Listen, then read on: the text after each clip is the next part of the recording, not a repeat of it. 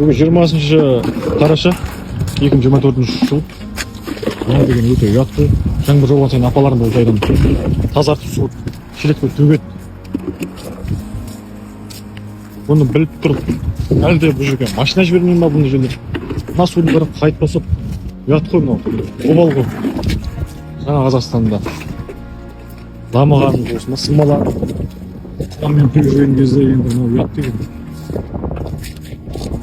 Әкімдік жасаймай болған. Ақшаға деп шелекке тасып кетті.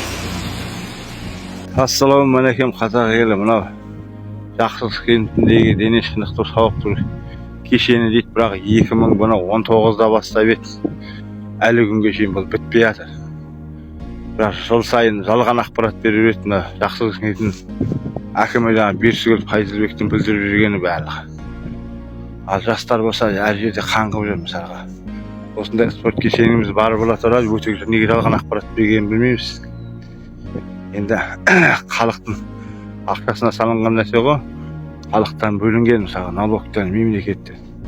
Неге осы кезге шейін соған жауап бермейді? Бұның кезінде Серік Сермағанбетовтің аудан әкімі ашылды деп кеткен. Бірақ ол жалған ақпарат әлі күнге шейін біткен жоқ. Ол Қызылорда облысына кетіп қалды. Қазір Нәлібаевтың қол астында табиғи не туралы қызмет атқарады.